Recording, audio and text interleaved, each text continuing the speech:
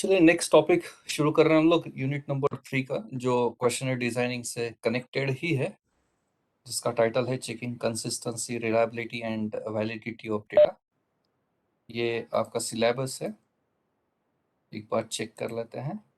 Unit number 3 में है हम लोग, डेटा कलेक्शन एंड एनालिसिस ये टाइटल है, जिसमें हमने प्राइमरी डेटा जो कल डिस्कस किया था, डिजाइनिंग क्वेश्चनर एंड शेड्यूल्स ये बात भी हो गई है हमारी। ये जो टॉपिक है सेकेंडरी डेटा, मेजर सोर्सेस वगैरह ये सब, ये हमने कल डिस्कस किया था। अभी एक ही पार्ट इसमें करा गया है, ये ऊपर का जो पैराग्राफ है वो है checking consistency, reliability and validity. ये अभी मैं कवर कर रहा हूँ, देखते हैं कितना होता है। उसके बाद कल फिर से मेरे सेशन से 2 सेशन है, तो उसमें हम यहाँ से शुरू करेंगे, यहाँ से यहाँ तक का पार्ट जो कल करेंगे। अभी मैं फोकस कर रहा हूँ यहाँ पे, checking consistency, reliability and validity of data. देखिए, अभी थोड़ी देर पहले हम लोग बात कर रहे थे स्टैंडर्डाइज स्केल्स की, जो पब्लिश्ड फॉर्म में होती है। अगर आप स्टैंडर्डाइज स्केल्स यूज कर रहे हैं कुछ कंस्ट्रक्ट्स मेजर करने के लिए, और आपका खुद का क्वेश्चनर तैयार नहीं कर रहे हो, standardize scale as it is in its original form अगर आप यूज कर रहे हो, एडमिनिस्टर कर रहे हो डेटा कलेक्शन पर्पस के लिए, तो you can skip this particular step, reliability and validity testing. पर बात वही हो जाती है कि आपके पास फिर से कितने कंस्ट्रक्ट्स हैं, C1, C2, C3। If suppose आपके पास 4 कंस्ट्रक्ट्स आपको मेजर करने हैं आपके पीएचडी प्रोजेक्ट में, और इसको लेके आपने स्टैंडर्ड स्केल यूज़ की है, और इसको लेके यूज़ की है, और इसका आपको स्टैंडर्ड स्केल नहीं मिला, और इसका नहीं मिला, या फिर मिला और इसमें आपने कुछ मॉडिफिकेशंस किए, और ये आपने ओरिजिनल जैसे के वैसे यूज़ कर ली, तो ये दोनों कंस्ट्रक्ट्स की रिलायबिलिटी वैलिडिटी हम लोग नहीं करेंगे, क्योंकि इसकी रिलायबिलिटी वैलिडिटी टेस्टिंग ऑलरेडी हो चुकी होती है। और इसके रिलायबिलिटी वैलिडिटी टेस्टिंग के कुछ मेजर्स आते हैं, जैसे क्रॉसबैक अल्फा और फिर स्प्लिट हाफ, ये सब मेजर्स है रिलायबिलिटी वैलिडिटी के, जो उसमें मेंशन होते हैं वो बुकलेट में। आपको सिंपली वो बुकलेट में रेफर करके आपको वहाँ से सिंपली आपके पीएचडी थीसिस का चैप्टर नंबर 3 जो है रिसर्च मेथोडोलॉजी, उसमें हम लोगों को मेंशन करने होते हैं। और जो कंस्ट्रक्ट के आपने खुद क्वेश्चनर तैयार किए हुए हैं, या फिर ओरिजिनल स्केल्स में आपने कुछ मॉडिफिकेशंस किए हुए हैं, तो फिर आपको रिलायबिलिटी वैलिडिटी टेस्टिंग करनी होती है। तो ये क्या है वो समझा रहा हूँ मैं। ये स्टेप्स जनरली इस ऑर्डर में हम लोग फॉलो करते हैं। सबसे पहले हम क्वेश्चनर तैयार कर लेंगे, उसके बाद सेल्फ एडिटिंग आएगा, उसके बाद फिर वैलिडिटी टेस्टिंग, एक्चुअली इसके बाद फिर पायलट टेस्टिंग होता है,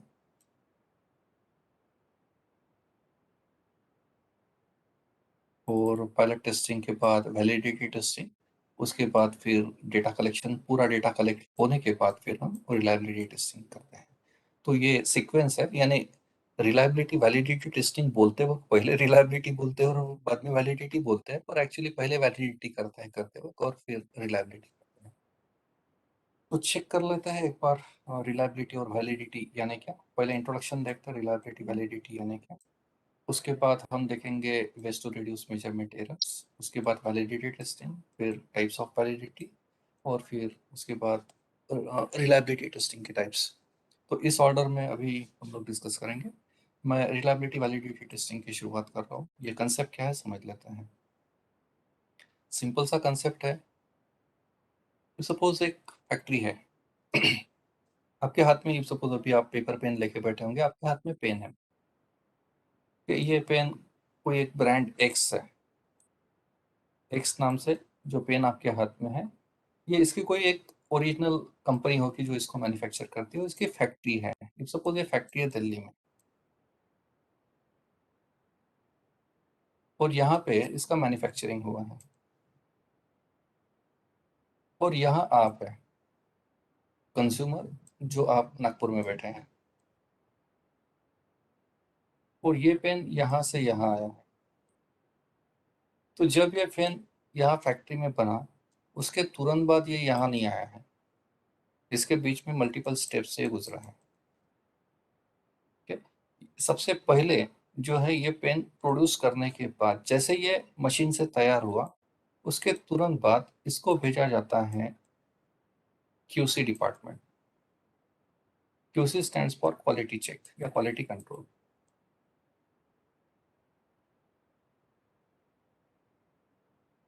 ये डिपार्टमेंट क्या करता है, आपको ये पेन बनाना है तो ये पेन के स्पेसिफिकेशंस लिखे हुए होते हैं,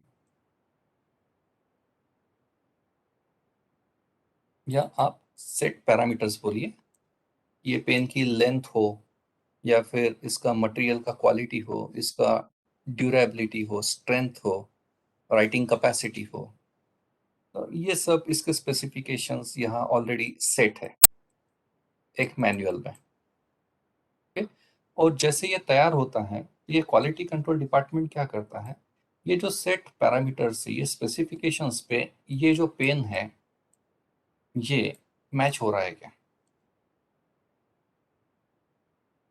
अगर ये मैच हो रहा है तो इसके ऊपर एक लेबल लग जाता है ओके टेस्टेड का।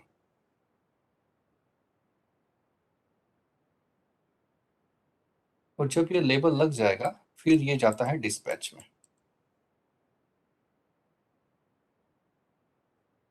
और उसके बाद फिर इसका डिस्ट्रीब्यूशन प्रोसेस जो है कंज्यूमर एंड तक पहुंचने का वो शुरू हो जाता है। That is out and out marketing part. Okay, यही चीज अभी ये हम घर में बैठे हैं, और घर में बैठ के ये आपका होम है, जिस किसी सिटी टाउन में आप हैं, यहाँ पे बैठ के आपने क्वेश्चनर तैयार कर लिया,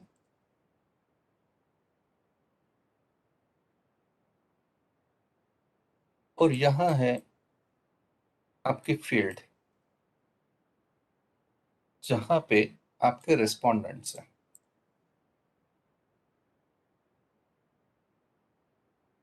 आपने घर में बैठ के क्वेश्चनेयर तैयार कर लिया, तो यहाँ से तैयार होने के बाद ये सीधा यहाँ नहीं जाएगा, यहाँ से ये जाएगा क्वालिटी कंट्रोल डिपार्टमेंट में, और इसके ऊपर लगेगा स्टैंप ओके टेस्टेड का, और यहाँ से फिर ये जाएगा फील्ड में। ये जो प्रोसेस है, this is what is called as reliability validity.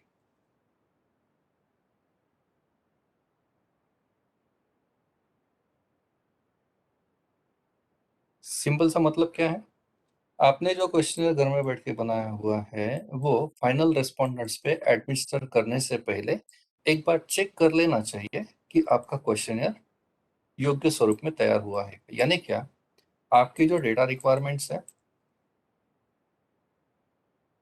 जो हम स्पेसिफिकेशन बोल रहे थे, स्पेसिफिकेशन में क्या आएगा, आपका C1 C2 C3 की लिस्ट, V1 V2 V3 की लिस्ट, और ये QC डिपार्टमेंट जो है वो ये चेक करेगा कि ये सब आपके क्वेश्चनर में आए हैं या नहीं आए हैं। अगर आए हैं तो यहाँ से फिर ओके टेस्टेड होके ये यहाँ जाएगा। पर बहुत बार रिसर्च स्कॉलर को ये स्टेप के बारे में अंदेशा नहीं होता है, मालूम नहीं होता है कि ऐसा कुछ है। और ये पार्ट क्यों जरूरी है, आपको भी पता चल गया होगा। ये क्यों जरूरी है रिलायबिलिटी वैलिडिटी टेस्टिंग। अरे आपका क्वेश्चन अगर ओके टेस्टेड नहीं है और आपने डायरेक्टली ये फील्ड में जाके एडमिनिस्टर कर लिया तो क्या होगा, ऑब्वियसली ये जो डेटा आएगा वो बहुत बार हाफ बेक्ड होता है, कुछ अननेसेसरी डेटा आ जाएगा, कुछ डेटा छूट जाएगा जो काम का है। इसलिए ऐसा ना हो, उसके लिए जो इंस्ट्रूमेंट यूज करके डेटा कलेक्ट करने वाले हैं वो इंस्ट्रूमेंट हम लोगों को योग्य तरीके से मेजरमेंट करके दे रहा है क्या, ये चेक करने की प्रोसेस को हम रिलायबिलिटी वैलिडिटी कहते हैं। ये हो गया क्वेश्चन एडमिनिस्ट्रेशन के सेंस में। अगर एक्सपेरिमेंटेशन की बात करते हैं आप लेबोरेटरी में या फील्ड में कुछ एक्सपेरिमेंटेशन कर रहे हो, यहाँ पे आपके पास लिस्ट ऑफ इंस्ट्रूमेंट्स है, आप कौन सी मशीन्स, कौन से इक्विपमेंट्स यूज करने वाले, कौन से ऑपरेटर्स यूज करने वाले हो, जिसको हम कहते हैं इनपुट। अभी आपको मेजरमेंट्स लेने हैं, तो ये मेजरमेंट लेने से पहले ये जो मशीन है आपकी, मशीन नंबर 1, मशीन 2, मशीन 3, ये 3 मशीन्स यूज करके आप कुछ ना कुछ मेजरमेंट या एक्सपेरिमेंट परफॉर्म करके मेजरमेंट रिकॉर्ड करने वाले हो। तो ये मेजरमेंट लेने से पहले क्या इसको चेक नहीं करेंगे कि ये मशीन मशीन जो है सही में ठीक से काम कर रही कि नहीं कर रही, ठीक से एक्यूरेट मेजरमेंट दे रही कि नहीं दे रही। ठीक है, रिसर्च को एक टाइम थोड़ा-सा बाजू में रख देते हैं। अरे पेट्रोल पंप पे रोज़ हम पेट्रोल भराते हैं ना, चेक तो करते हैं ना एक बार ज़ीरो सेट किया है कि नहीं? क्यों चेक करते हैं?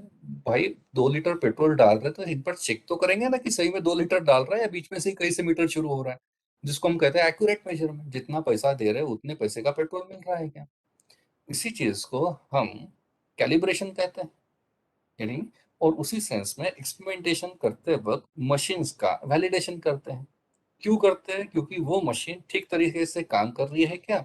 और हम लोगों को एक्यूरेट मेजरमेंट दे रही है क्या? It means performance of those particular machines, whether it is accurate and whether it is giving you precise measurements. ये चेक करने की जो प्रोसेस है उसी को हम रिलायबिलिटी वैलिडिटी कहते हैं।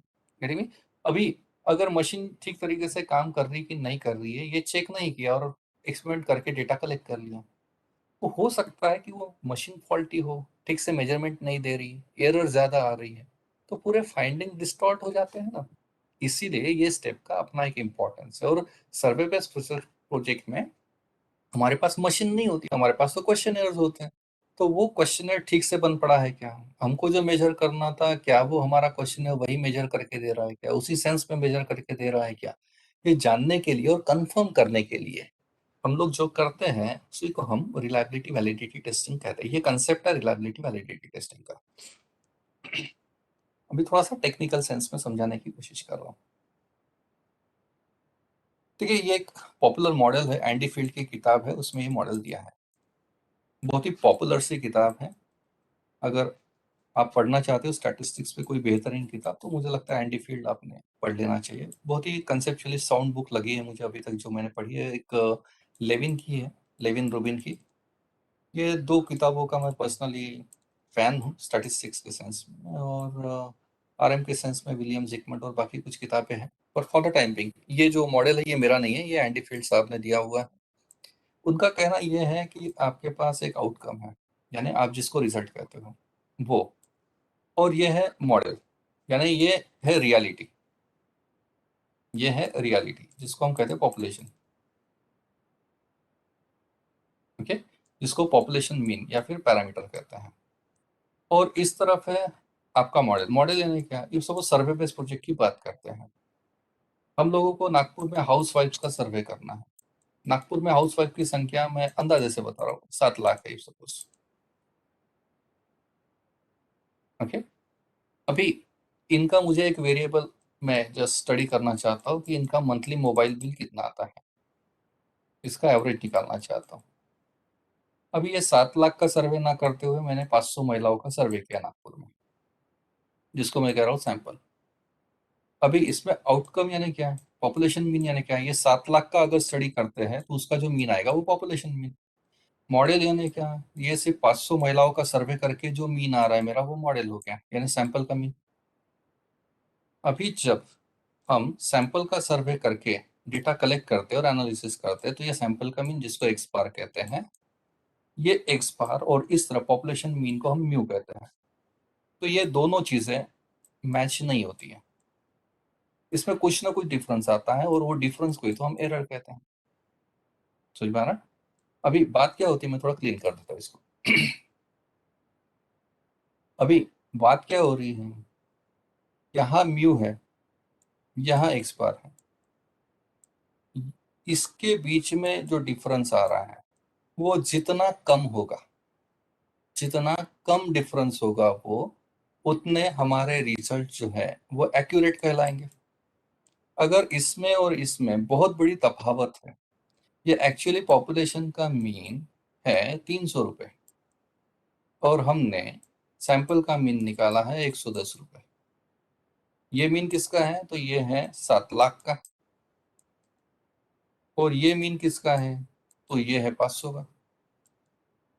और ये फर्क अगर इतना आ रहा है तो एरर बहुत ज्यादा आ जाएगी, 190 रुपये की एरर।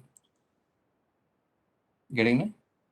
तो ये जितना क्लोज, जैसे ये 300 है, अगर ये 285 आता है तो ये एरर कम हो जाती है 15 रुपए की। ठीक है, यानी क्या, ये एरर जितनी कम उतना हमारे रिजल्ट की एक्यूरेसी और प्रिसीजन ज्यादा होगा। गेटिंग में? यानी क्या, हम हर रिसर्च स्कॉलर्स को एक बड़ा टास्क ये होता है कि इन्फ्लुएंस ऑफ एरर हम हमारे रिसर्च प्रोजेक्ट में मिनिमाइज करें। हमारे रिसर्च स्टडी में हमारा वन ऑफ द ऑब्जेक्टिव ये होना चाहिए to achieve accuracy in our results. And how to achieve that accuracy? When you start minimizing the influence of error, automatically your accuracy will increase. And there are several methods to minimize the error. And reliability validity testing is one of the methods to reduce the influence of error. So that आपका data collection instrument perfect अगर है तो perfect measurement देगा। अगर perfect measurement आएगा, data genuine आएगा, data अच्छा आ गया तो रिजल्ट्स बेहतर आएंगे। अगर डेटा कलेक्शन इंस्ट्रूमेंट ही फॉल्टी है, जिस चीज से आप मेजरमेंट ले रहे हैं वही चीज फॉल्टी है, तो फिर रिजल्ट भी फॉल्टी आएंगे। यानी क्या, एरर का इन्फ्लुएंस ज्यादा हो रहा है। तो रिलायबिलिटी वैलिडिटी करते क्यों है? One of the reasons of performing reliability and validity testing of your data collection instrument is to minimize the influence of error. This is the logic behind performing this particular step of reliability and validity testing. अभी error को minimise करने के तरीके बहुत सारे हैं, जिसमें हम reliability validity is one of the methods जिसको कहते हैं, और जिसमें एक 3 से 4 पायलट टेस्टिंग अगर हम करते हैं। पायलट टेस्टिंग यानी क्या है? हमने क्वेश्चनर बना लिया, हमारा सैंपल साइज है सपोज 500 का, 500 लोगों का सर्वे करना है, हमने क्वेश्चन अभी बना लिया है। और ये 500 का सर्वे करने से पहले हम माइक्रो लेवल पे एक सर्वे करते हैं, सपोज 30 का, जिसको हम कहते हैं ट्रायल रन। हमारा क्वेश्चनियर ठीक से बन पड़ा है क्या? रेस्पोंडेंट्स को कितना टाइम लग रहा है? क्वेश्चंस ठीक से उनको समझ में आ रहे हैं क्या? जवाब देने के लिए इच्छुक है क्या? कुछ रेजिस्टेंस तो नहीं आ रहा है, या फिर कुछ दिक्कतें तो नहीं आ रही है, अनफोर्सिन ऐसी कुछ प्रॉब्लम्स तो नहीं आ रही है कि ये सर्वे एग्जीक्यूट करते वक्त, या रेस्पोंडेंट तक आसानी से पहुंच पा रहे हैं क्या? कुछ ऐसे क्वेश्चंस है क्या कि जो रेस्पोंडेंट उनके जवाब देने को तैयार नहीं है? ये सब कैसे पता चलेगा जब तक आप ट्रायल रन नहीं लोगे? तो 500 का डेटा कलेक्ट करने से पहले एक छोटे लेवल पे हम जो सर्वे करके देखते हैं उसको हम पायलट टेस्ट करते हैं। पायलट टेस्ट क्यों कर रहे हैं भाई? पर्पज ही तो वही है, क्वेश्चनर ठीक से बन पड़ा है क्या? क्वेश्चनर एडमिनिस्ट्रेशन में कुछ दिक्कत जा रही है क्या? कुछ फीडबैक आ रहा है क्या? ऐसे कुछ क्वेश्चंस है क्या कि जिसको चेंज करने की जरूरत है, या फिर एलिमिनेट करने की जरूरत है, या फिर कुछ क्वेश्चंस का ड्राफ्ट चेंज करना है क्या कि उनको समझ में नहीं आ रहा है? या हो सकता है कि आपको भाषा ही चेंज करनी पड़े, यार आपने इंग्लिश में क्वेश्चनर बनाया है और लोग बोल रहे हैं कि ये समझ में नहीं आ रहा है, यही मराठी या हिंदी में होता तो फटाफट आंसर दे दिए होते, टाइम भी, यानी क्या आपको वहां से इनपुट्स मिल रहे हैं। तो हो क्या रहा है, आप आपके क्वेश्चनियर जो डेटा कलेक्शन इंस्ट्रूमेंट है उसको ठीक करने की बात ही तो कर रहे हैं, फाइन ट्यून करने की तो बात हो रही है। और इसी एक्टिविटी को तो रिलायबिलिटी वैलिडिटी टेस्टिंग कहते हैं ना, कि पायलट टेस्टिंग जो ट्रायल रन या फिर ड्रेस रिहर्सल है आपके शो की, वो वन ऑफ द पार्ट है आपके रिलायबिलिटी वैलिडिटी टेस्टिंग का। तो पायलट टेस्ट करने के बाद हम एरर का इन्फ्लुएंस जो है वो एक्चुअल कम करने की कोशिश कर रहे हैं, क्योंकि हमारा क्वेश्चन है फाइन ट्यूनिंग हो रहा है। ये वन ऑफ द मेथड्स हो गई। दूसरी मेथड है कि आपने अगर आपका क्वेश्चनियर किसी को देना है, जैसे सर्वेयर्स आप अपॉइंट कर रहे हो, बहुत बार हम प्राध्यापक लोग हैं, हमारे स्टूडेंट्स को भी बोल देते हो ना, यार तू यवतमाल का एक काम करना, यवतमाल से 25 सैंपल्स का करके लाना यार, तेरे पहचान के जो लोग हैं उनके पास से 25 का एक 25 लोगों से भरा के लेके आए क्वेश्चन। और एक बोल रहा है कि चंद्रपुर का है, भाई तू चंद्रपुर के 25 फॉर्म ले ले। तू वर्धा का है कि तू 25 फॉर्म वर्धा के ले ले यार। तो अगर आप इस तरीके से सर्वे कंडक्ट करें, nothing wrong with it, it one of the official methods, appointment of surveyor's इनको कहते हैं। तो फिर इनको सिर्फ फॉर्म दे के नहीं होगा ना, इनको तो ट्रेनिंग भी देना होगा, इनको समझाना होगा कि ये किस चीज के लिए, क्योंकि उनको सवाल आने वाले हैं ना। अगर कुछ क्वेश्चंस के जवाब देने में रेस्पोंडेंट को दिक्कत आ रही, तो वो उनके सामने जो उसको ही पूछेगा ना, उसको ही नहीं अगर मालूम रहेगा तो फिर ऑब्वियसली वो डेटा मिसिंग रहेगा। तो इसलिए आप फील्ड वर्कर्स को भी ट्रेनिंग दे देंगे, समझा देंगे कि क्या करना है, कैसे एग्जीक्यूट करना है, किससे फिलअप कराना है, वगैरह वगैरह। वो लोग कहाँ मिलेंगे आपको, क्या पॉसिबल क्वेरीज आ सकती है, उनके आंसर्स क्या देने हैं, ये सब जो कर रहे हैं एक्चुअली रिलायबिलिटी वैलिडिटी टेस्टिंग का ही तो पार्ट है। यहाँ से हम एक्चुअली फील्ड वर्कर को ट्रेनिंग देके जो पॉसिबल एरर इरप्ट हो सकती है उसको मिनिमाइज करने की कोशिश कर रहे हैं। और उसके बाद एक standard procedure, statistical procedure error को मिनिमाइज करने की, जिसको हम कहते हैं reliability validity testing. Okay, it's a scientific method of testing the accuracy and precision of your questionnaire. तो first in line is validity testing. तो इसकी बात करते हैं पहले। देखिए, आपके साथ जिंदगी में कभी ना कभी ऐसा हुआ होगा कि आप किसी सब्जी मार्केट में गए हैं, या फिर जो वीकली हाट्स लगते हैं ना, बुधवार बाजार वगैरह नागपुर में लगता है किसी एरियाज में। तो आप यहाँ कहीं गए हैं सब्जी मार्केट में, और आप सब्जी ले रहे हो, और कहीं ना कहीं एक बार तो जरूर हुआ होगा ये लाइफ में कि सब्जी तौलते वक्त वो जो सब्जी वेंडर है उसके पास ये जो वेट सही है नहीं है, वो वेइंग करने के लिए पत्थर यूज कर रहा है। तो आपके मन में सवाल तो आता ही है ना, और पूछा भी होगा अपने, भैया ये क्या है, ये बराबर मेजर करके देगा कि ये एक पाव का है क्या। ये सवाल मन में आने का कारण क्या है? ऑब्वियसली इसके ऊपर कुछ लिखा नहीं है ना कि ये 250 ग्राम का है घड़ी में, और इसका कोई वैलिडिटी नहीं है एज सच, कि it is not a valid measure. Valid यानी क्या? क्योंकि ये जो पत्थर दुनिया में आया है वो मेजरमेंट पर्पस के लिए नहीं आया है। इसका जब भगवान ने इसको बनाया पत्थर को, तो उसको ये थोड़ी ना असाइन करके भेजा है कि भाई तू धरती पे जा और अभी तू धरती पे जाके सब्जी तोलेगा। इसका काम, इसका पर्पस कुछ और है, इसका रोल ही कुछ और है, और उसको किसी दूसरे रोल के लिए आप यूज कर रहे हो, इसलिए वो वैलिड मेजर नहीं है। वैलिड ये है, ये जब दुनिया में आया, इसको बनाया ही उसके लिए है कि ये वेइंग करके दे, वो सब्जी हो या शक्कर हो या आपकी ग्रोसरी हो। इसको तैयार ही इसलिए किया गया है कि वो एक पर्टिकुलर टास्क परफॉर्म करे, तो इसीलिए ये वैलिड मेजर हो गया। तो ऑब्वियसली हमारे क्वेश्चनर के सेंस में क्वेश्चनर वैलिड है या नहीं, क्या? सिंपल सी बात है। हमने जो अभी क्वेश्चनर डिजाइन करते वक्त जो ग्राउंड वर्क किया है कि हमको C1 C2 C3 C4 ये मेजर करने हैं। ये कहाँ से आया? टाइटल से, ऑब्जेक्टिव से, और हाइपोथेसिस से ये पता चला कि ये मेजर करना है।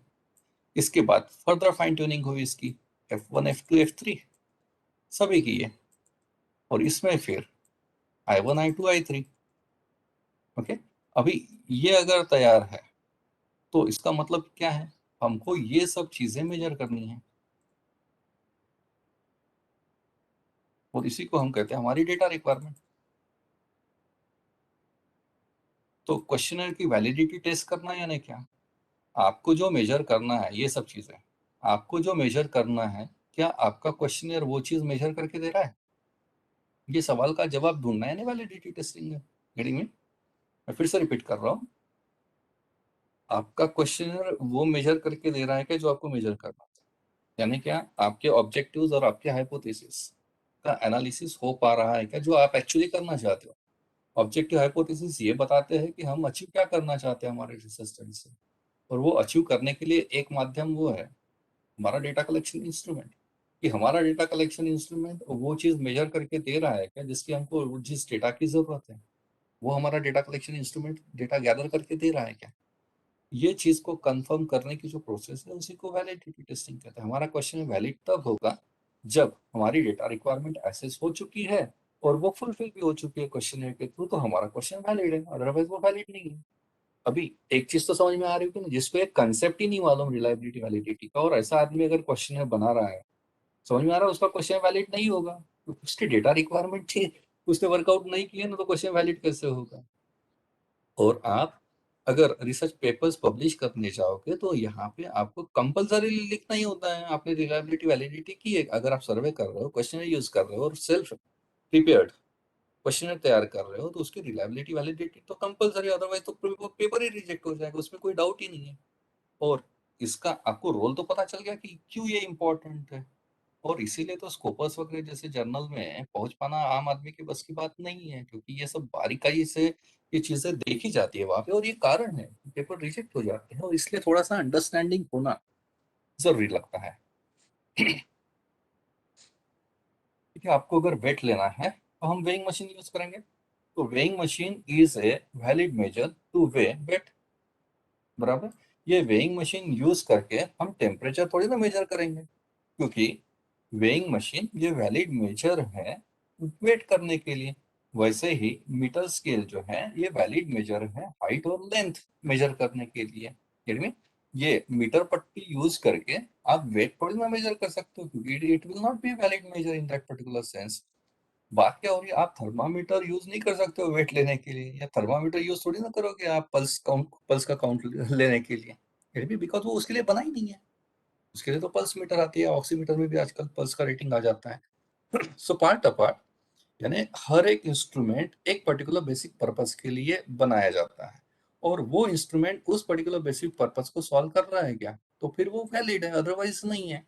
वैसे ही हम लोगों को जो मेजर करना है वो हमारा क्वेश्चनर मेजर करके दे रहा है तो वो वैलिड है, अदरवाइज नहीं है। पर उसके लिए बेसिक रिक्वायरमेंट क्या है, आपको ये तो पता चले कि मेजर क्या करना है, तब जाके तो क्वेश्चनर में वो क्वेश्चन आएंगे, तब जाके आपका क्वेश्चन वैलिड हो जाएगा। It's so simple. This is the simplest definition. Validity addresses the issue of whether an instrument actually measure what it sets out to measure. आपके क्वेश्चनर में जो मेजर करना था, क्या वो चीज मेजर करके दे रहा है जो हमको मेजर करनी चाहिए। अभी वैलिडिटी, बात ये होती कि अभी ये कंसेप्ट तो समझ में आ गया कि क्वेश्चन की वैलिडिटी करनी होती है, फिर बात ये होती है कि इसको करते कैसे हैं। वैलिडिटी जो आती है, आपको रिपोर्ट करना कंपलसरी, जैसे मैं बार बार बोल रहा हूँ, रिसर्च पेपर के सेंस में ये कंपलसरी है। आप किसी भी स्कोपस में जाइए, डब्ल्यूएस में जाइए, आप कोई भी हाई क्वालिटी जर्नल जो है वहां पे आपको ये चीज बताएगी, और वहां पे आपको मेंशन करना होता है कि वैलिडिटी का कौन सा टेस्ट आपने यूज किया, उसका उसका जो मेजर है वो कितना आया है। तो वैलिडिटी जनरली परसेंटेज में एक्सप्रेस की जाती है, वो बताती है स्ट्रेंथ। और ये परसेंटेज कितना होना चाहिए, तो ये 0.9 कहते हैं इसको। 0.9 यानी 90%। आपका क्वेश्चन है 90% तक वैलिड होना चाहिए, तो ही आपका पेपर एक्सेप्ट होगा, और आपने जो रिजल्ट डिराइव किए हैं वो रिलायबल ही माना जाएगा। अभी ये बॉटम लाइन है। वैलिडिटी क्या करती है, तो एक्यूरेसी। हमारा डेटा कलेक्शन इंस्ट्रूमेंट यानी हमारा क्वेश्चन कितना एक्यूरेट है और कितना एक्यूरेटली वो मेजरमेंट करके दे रहा है, उस चीज को हम वैलिडिटी टेस्टिंग कहते हैं। अभी हम लोग कुछ क्वेश्चंस के आंसर देने की कोशिश करेंगे जब हम वैलिडिटी टेस्टिंग कर रहे हैं, जब एस्टेब्लिश कर रहे हैं हम लोग हमारे क्वेश्चन की वैलिडिटी, तो एक 5 से 6 सवालों के जवाब हमको देने होते हैं। सबसे पहला हमको ये चेक करना होता है कि हम लोगों को जो मेजर करना है, क्या हमारा क्वेश्चन है वो मेजर करके दे रहा है। इसके लिए आप सेल्फ एडिटिंग कर सकते हो। सेल्फ एडिटिंग यानी क्या, आपने क्वेश्चन तैयार कर लिया, ओके, आपके हिसाब से आप बोल रहे हो कि क्वेश्चन इज रेडी।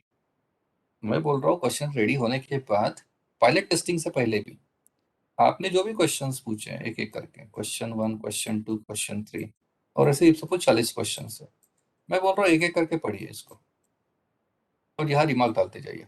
ओके, आपने क्वेश्चन 1 पूछा है, नेम ऑफ द रेस्पोंडेंट, पूछे खुद को, ये पूछना जरूरी है क्या? अगर नहीं पूछा तो नहीं चलेगा क्या? आप बोल रहे ठीक है, नहीं पता तो चलना चाहिए किसका क्वेश्चन, ठीक है, ओके, ये तो चाहिए ही चाहिए। फिर आप क्वेश्चन 2 में बोल रहे what is your gender. Okay, अब आप पूछेंगे क्या जेंडर पूछना जरूरी है? क्या मुझे मेल फीमेल कंपैरेटिव स्टडी करना है किसी ऑब्जेक्टिव या हाइपोथेसिस में, मैंने मेंशन किया है क्या कि मैं कंपैरिजन करूंगा? या फिर आपने कहीं ये मेंशन किया है क्या कि आप डेमोग्राफिक प्रोफाइल कलेक्ट करने वाले हो? अगर है तो आप बोलेंगे हाँ, अगर नहीं है तो आप क्या क्रॉस कर देंगे, नहीं इसका तो कोई मेंशन ही नहीं है कि ये क्वेश्चन को लेके मुझे कुछ करना है।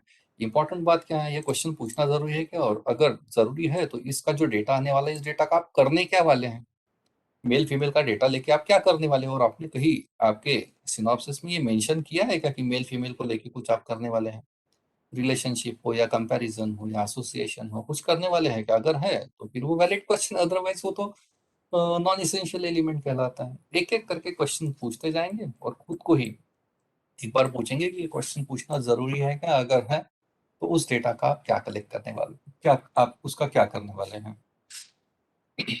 उसके बाद दूसरा सेंस में हम देख सकते हैं वैलिडिटी, कि आपका क्वेश्चनर अप्रोप्रिएट है क्या आपके टारगेट पॉपुलेशन के। आप जिनसे ये फॉर्म फिलअप कराने वाले हैं, क्या उनके लिए अप्रोप्रिएट है, in terms of language, in terms of terminology used in the question. जैसे आप गांव खेड़े में इंटीरियर एरिया में कहीं सर्वे कर रहे हो और आपने इंग्लिश में क्वेश्चन बनाया है, तो वो क्वेश्चन वैलिड नहीं है, क्योंकि उनको इंग्लिश भाषा समझ में नहीं आती है। गेट में, आप अगर कुछ बड़ी बड़ी टर्मिनोलॉजी यूज कर रहे हो जो आपके लिए बहुत कॉमन सी चीज है, आप रोज ही इकोनॉमिक्स के, आप रोज ही इकोनॉमिकल टर्म्स यूज कर रहे हो, जीडीपी वगैरह, या फिर ग्रॉस नेशनल इनकम वगैरह, वो ठीक है, वो आपको समझ है, पर एक आम आदमी वो समझ पा रहा है क्या उसको? जैसे आप पर कैपिटा वगैरह बड़े आसानी से पूछो कि what is your per capita income. Okay, क्यों पूछ रहे हो पर कैपिटा इनकम? उसको नहीं समझता ना।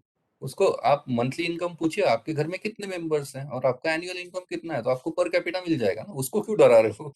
यानी अगर ऐसी कोई टर्म्स जो आपके रेस्पोंडेंट को नहीं समझ में आ रही हो और आप यूज कर रहे हो, ऑब्वियसली यहाँ पे डेटा फिर मिसिंग आएगा, तो फिर आपका क्वेश्चन वैलिड नहीं है। यानी आपको मेजर करना था, वो तो आ चुकी है चीज, पर फिर से इस पर्टिकुलर सेंस में वो फिट नहीं बैठ रहा है, क्योंकि रेस्पोंडेंट को समझ भी नहीं आ रहा, तो वो ब्लैंक रखेगा ना उसको। तो ऑब्वियसली आप जो करना चाहते हो वो फुलफिल नहीं होगा। वो वेरिएबल को लेके डेटा ही नहीं आया तो प्रोसेस कैसे करोगे? यानी क्या हमारा क्वेश्चनरी ही फॉल्टी है फिर तो। हमने फिर उनको समझ में आया ऐसी भाषा में वो कन्वर्ट कर लेना चाहिए। तीसरी एक चीज, क्या आपका क्वेश्चन कॉम्प्रहेंसिव है? कॉम्प्रहेंसिव का मतलब क्या है? आपने सही में डेटा रिक्वायरमेंट का असेसमेंट किया है क्या?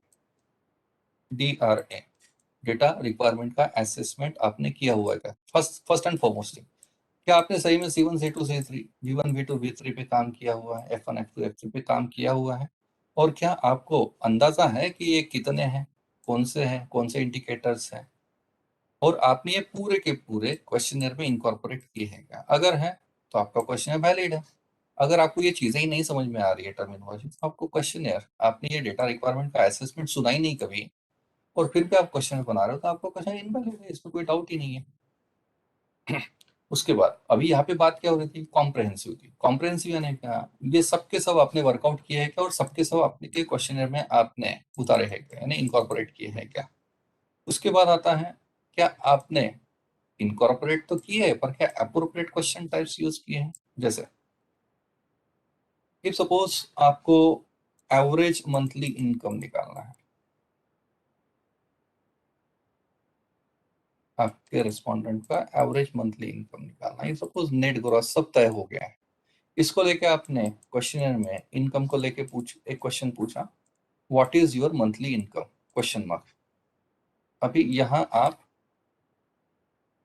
क्वेश्चन तैयार कर रहे हो, यानी चॉइसेस। ऑप्शन ए आपने दे दिया, less than ₹20,000 per month. Option B आपने दे दिया 21 to 40,000। ऑप्शन सी दे दिया आपने 41 to 60,000। और ऑप्शन डी दे दिया आपने अबो 60,000।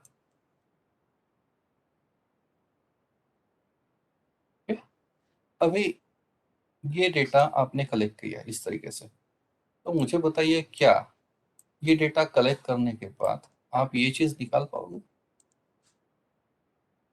नहीं निकलेगा ना एवरेज इससे। तो इससे क्या निकलेगा? ऐसे कितने लोग हैं जिनका इनकम 20,000 से नीचे है? अगर आपका सैंपल साइज 500 का है, तो 500 में से ए वाले कितने, 500 में से बी वाले कितने, 500 में से सी कितने, कितने लोगों ने टिक मार्क किया है, और 500 में से डी कितने लोगों ने टिक मार्क किया है? पर सही में ये करना था क्या हमको? ये जानना है क्या हमको कि 20,000 से नीचे इनकम वाले कितने लोग हैं? वहां पे तो परसेंटेज आएगा, 500 में से 20% लोग जिनका इनकम 20,000 से नीचे है। पर ये नहीं करना है ना, हमको तो एवरेज निकालना है। इसके लिए क्वेश्चन क्या पूछना होगा आपको? What is your monthly income, और यहाँ डैश लिखना होगा आपको, यानी क्या? Open ended numeric. और ये क्या है? ये है close ended MCQ, close MCQ. और ये है ओपन एंडेड न्यूमेरिक। तो आपने वेरिएबल तो इनकॉर्पोरेट कर लिया है, पर क्या स्केल आपने ठीक से यूज किए हैं, अप्रोप्रिएट स्केल? अगर ये स्केल अप्रोप्रिएट नहीं है, तो फिर आपका क्वेश्चन इनवैलिड है।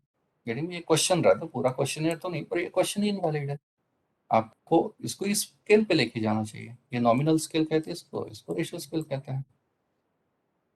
और एक आखिरी पॉइंटर होता है पांचवा वैलिडिटी का, जिसको हम कहते हैं कि आपका क्वेश्चन क्वेश्चनर की तरह दिखा रखा है, यानी कि प्रोफेशनल टचेस है क्या उसमें, कि ब्लंटली आपने एक इलॉजिकल ऑर्डर में क्वेश्चंस पूछे हुए हैं, उसमें एक अच्छा खासा फेसलिफ्ट नहीं है, उसको दिखने में अटपटा लग रहा है, प्रोफेशनल लुक आ रहा है क्या, टेबुलर प्रेजेंटेशन किया है क्या, उसको ठीक से सजाया है क्या, लेआउट फॉर्मेटिंग को, या फिर उसका एडिटिंग प्रूफिटिंग को।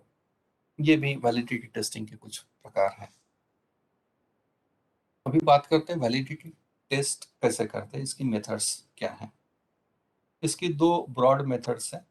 एक मेथड है एक्सपर्ट पैनल वैलिडिटी और दूसरी है फील्ड टेस्ट मेथड। और ये कॉम्प्रिहेंसिव है। फील्ड टेस्ट जो है ये सॉफ्टवेयर से करते हैं।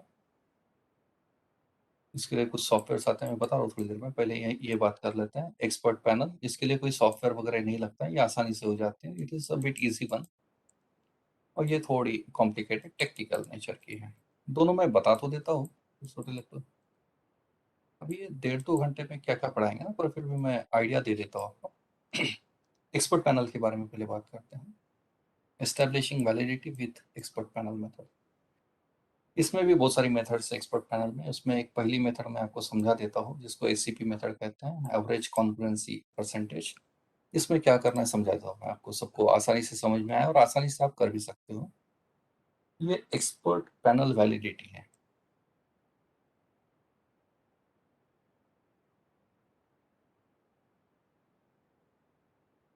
तो ऑब्वियसली आपको यहाँ एक्सपर्ट्स का अपॉइंटमेंट करना होगा। और एक्सपर्ट्स कितने होने चाहिए और वो एक्सपर्ट यानी कौन, इसकी डेफिनेशन क्या है वो थोड़ा सा समझा रहा हूँ मैं। इसमें ऐसा कहते हैं ये पर्टिकुलर मेथड में कि आपने एटलीस्ट तीन 3 से 10 एक्सपर्ट्स, ये मिनिमम 3 मैक्सिमम 10, इसमें से 4-5 जितने आपको लगता है उतने एक्सपर्ट्स आपको आइडेंटिफाई करने होंगे। अभी ये एक्सपर्ट यानी कौन, मैंने एक हाल ही में वर्कशॉप किया था एक अच्छे लेवल का। वहाँ पे मैंने एक क्वेश्चन पूछा था उनको, तो उन्होंने जो जवाब दिया था वो बता रहा हूँ मैं, ये मेरा ओरिजिनल इनपुट नहीं है। एक्सपर्ट उन्होंने बोला कि ये ऐसे लोग हैं जो सीजन्ड रिसर्चर्स हैं। और सीजन्ड रिसर्चर का मतलब होता है कि जिन्होंने एटलीस्ट 10 पेपर्स ऐसे लिखे हैं जो स्कोपस या फिर एबीडीसी या फिर डब्ल्यूएस में जिनके पब्लिश हुए हैं, जिनकी पीएचडी हो चुकी है, ऐसे लोगों को हम एक्सपर्ट्स कहते हैं। उनको हम आइडेंटिफाई करेंगे, ओके, और उनको हम हमारा डॉक्यूमेंट देंगे। एक डॉक्यूमेंट तैयार करेंगे हम।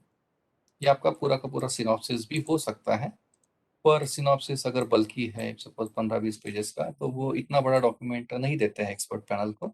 एक क्रिस्प डॉक्यूमेंट। एक्सपर्ट पैनल को क्या चाहिए, वैलिडिटी टेस्टिंग करानी है तो उनको लगता है आपका टाइटल,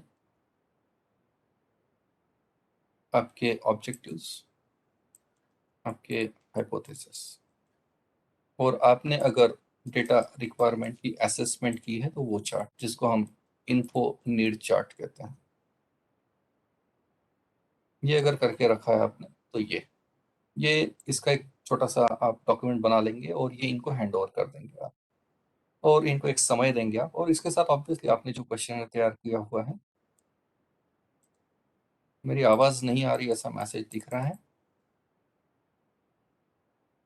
मेरी आवाज़ नहीं आ रही क्या प्रीति मैडम? सर आ रही है। अच्छा, ये चैट बॉक्स में मुझे कुछ मैसेजेस दिख रहे हैं कि मेरी आवाज़ नहीं आ रही। ओके, तो आपने जो क्वेश्चनर बनाया हुआ है वो कॉपी आप इसके साथ जोड़ देंगे और इनको आप बोलेंगे कि ये क्वेश्चनर है और ये आपके डेटा रिक्वायरमेंट है, यानी आप क्या करना चाहते हैं उसका एक फ्रेमवर्क है। तो आपके एक्सपर्ट, तीनों एक्सपर्ट्स ये देखेंगे और इसके ऊपर रिमार्क देंगे। और ये रिमार्क जनरली परसेंटेज में आता है कि ये सब देखेंगे आपके कितने वेरिएबल, कितने कंस्ट्रक्ट्स है और आपने कितने और इनकॉर्पोरेट किए हैं, कितना एक्यूरेसी लेवल है, और यहाँ पे ये कुछ परसेंटेज देंगे। कोई बोलेगा 70% तक मुझे सही लग रहा है, कोई बोलेगा कि मुझे 90% तक सही लग रहा है, तीसरा बोल रहा है कि 100% सही है सपोज। ओके, ये ऐसे परसेंटेज आ जाएंगे, उसका एक एवरेज निकलता है जिसको हम एसीपी कहते हैं। और ये एवरेज जो है, ये एवरेज 90% के ऊपर होना चाहिए, 0.9 के ऊपर, शुड बी ग्रेटर देन 0.9। तो हम कहेंगे कि हमारा क्वेश्चनर जो है एक्सपर्ट पैनल वैलिडिटी के थ्रू वैलिड हो चुका है। अगर ये नहीं आता है 0.9 के ऊपर, तो ऑब्वियसली आपको जिसने सबसे कम रेटिंग दी है इसके साथ डिस्कशन करना होगा कि सर आपको क्या लग रहा है कहाँ पे गड़बड़ हुई है। तो वो डिस्कशन करके आप ये जो चेंजेस बता रहे हैं वो इनकॉर्पोरेट करेंगे और एक नया परसेंटेज ले लेंगे इनसे, और ये तब तक करना जब तक आपका 0.9 के ऊपर नहीं आता है। तो इसमें फिर से 2 मेथड है, ब्रीफली बता देता हूँ मैं। एक है आपकी कंटेंट वैलिडिटी इंडेक्स, जिसको सीवीआई कहते हैं।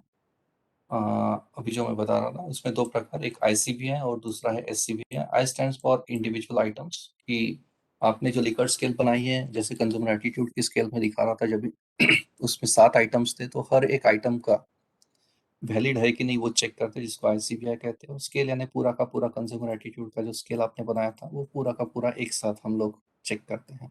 और ये रेफरेंस मैंने ऑलरेडी साइट कर दिया है, इनका ये कंट्रीब्यूशन है, ये मेरा नहीं है। इसमें फिर ये फर्दर हम लोग डिटेल में जा सकते हैं, पर just because of dearth of time में बहुत ज़्यादा टेक्निकलिटीज में नहीं जा रहा हूँ, क्योंकि ये अवेयरनेस प्रोग्राम है ना। ओके, उसके बाद हम लोग जा रहे हैं नेक्स्ट मेथड में, जिसको हम कहते हैं validity testing using field method, जिसमें 3 मेथड्स हैं। ये आपका डेटा कलेक्शन होने के बाद करते हैं इसको, और वो जो है मैंने आपको बताया एक्सपर्ट पैनल वैलिडिटी, ये सर्वे करने से पहले करते हैं, और ये डेटा कलेक्शन के बाद करते हैं। आपका सपोज 500 का सैंपल है, तो 500 का डेटा पूरा आ गया है आपके पास। ये पूरे 500 का डेटा यूज करके हम इसको 3 मेथड्स हैं, ब्रीफली समझा देता हूँ मैं। ये है बहुत बड़ी चीज है ये, मैं एक एक लाइन में समझा देता हूँ आपको। पहले होती है कंटेंट वैलिडिटी। कंटेंट यानी वही हम जो करना चाहते हैं, क्या वो पूरी चीजें क्वेश्चनर में आई है, जिसको कंटेंट कहा जाता है। इसमें एक प्रकार है फेस वैलिडिटी, में समझा रहा हूँ 2 मिनट में। उसके बाद है क्राइटेरिया रिलेटेड वैलिडिटी, और तीसरी है कंस्ट्रक्ट रिलेटेड वैलिडिटी। ये चार्ट है, ये कैसे करते हैं। जैसे पहली है कंटेंट वैलिडिटी, ये कौन करेगा, तो ये एक्सपर्ट करते हैं, जिसको हम एसीपी मेथड या सीवीआई मेथड कहते हैं ना, एसीपी या सीवीआई। तो इसमें आईसीवीआई और एससीवीआई, ये 2 मेथड्स हैं, ये मेथड से करते हैं। और इसमें और एक मेथड है कंटेंट वैलिडिटी में, जिसको कहा जाता है फेस वैलिडिटी। देखिए, हम लोग जब as a individual research scholar PhD करते हैं और क्वेश्चन आप कर रहे होते हैं और सर्वे के लिए, तो ये सर्वे फॉर्म हम लोग हमारे गाइड से अप्रूव तो कर लेते हैं, उसके बाद ही तो डेटा कलेक्ट करते हैं ना, कि सर मैंने क्वेश्चन बना लिया, एक बार देख लो आप। तो आपका गाइड देखता है, कुछ चेंजेस बताता है, आप इनकॉर्पोरेट करते हो, और ये तब तक चलती है एक्टिविटी जब तक गाइड नहीं बोलता है कि मेरी तरफ से ओके, अभी आप डेटा कलेक्शन शुरू कर सकते हो। तो ये जो मेथड है, आप सुपरवाइजर से जब अप्रूव करा रहे हो आपका क्वेश्चन, तो इसी को फेस वैलिडिटी कहते हैं। और यहाँ पे कोई परसेंटेज या कोई स्ट्रेंथ, कोई डिग्री ऐसे थोड़ी ना हमारे गाइड बताते हैं। गाइड सिर्फ इतना बताएंगे कि ओके है कि नहीं है। ओके नहीं है तो क्या चेंज करना है, और ओके है तो फिर आप आगे बढ़ सकते हो। तो इस पर्टिकुलर प्रोसेस को फेस वैलिडिटी कहा जाता है, जिसमें कोई न्यूमेरिकल मेजर यूज नहीं होते हैं। दूसरा होता है क्राइटेरिया रिलेटेड वैलिडिटी। ये एक्चुअली कॉन्करेंट और प्रेडिक्टिव, ये हम लोग एज ए एकेडमिशियन नहीं परफॉर्म करते, तो इसकी बात मैं नहीं कर रहा। उसके बाद है कंस्ट्रक्ट वैलिडिटी, ये करते हैं। और ये कब करते हैं मैं बता देता हूँ आपको। कंस्ट्रक्ट का मतलब आपको समझ में आ गया, कंस्ट्रक्ट वैलिडिटी। इसमें फिर से 2 मेथड्स हैं, वो भी समझा देता हूँ मैं क्विकली। ये कब करते हैं, ये सबसे इम्पोर्टेंट बात। जब आपने कंसेप्चुअल फ्रेमवर्क बनाया हुआ है,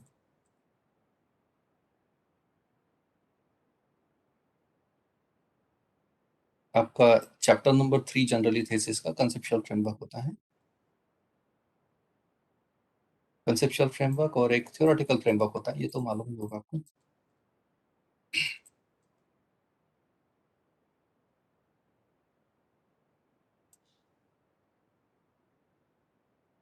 ओके, कंसेप्चुअल फ्रेमवर्क और थ्योरेटिकल फ्रेमवर्क पे आप काम कर रहे हैं, और इम्पोर्टेंटली कुछ थ्योरीज, जैसे थ्योरी ऑफ प्लांट बिहेवियर, या फिर टैम मॉडल है, या फिर यूटी यूटी है। ऐसे हजारों थ्योरीज है, और हम कोई ना कोई थ्योरी पे काम करते हैं, जैसे यूटी यूटी, और ये यूटी यूटी का एक्सटेंडेड मॉडल अब यहाँ है, यूटी यूटी यूटी टू। ऐसे हजारों थ्योरीज है, और हमारे जो वेरिएबल्स कंस्ट्रक्ट हम लोग जो बोल रहे हैं, किसी न किसी थ्योरी का पार्ट होते ही है। जैसे अभी मैं फिलहाल काम कर रहा हूँ शॉपिंग प्रेफरेंस थ्योरी पे है।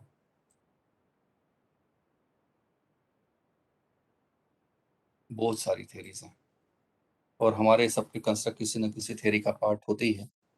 तो हमने अगर रिसर्च मॉडल तैयार किया हुआ है, हमारा जो अंडर टेस्टिंग है, और सर्वे बेस्ड प्रोजेक्ट में बहुत ही कॉमन सी चीज़ है ये, और आपका तैयार भी होगा शायद रिसर्च मॉडल जो आप टेस्ट कर रहे हो।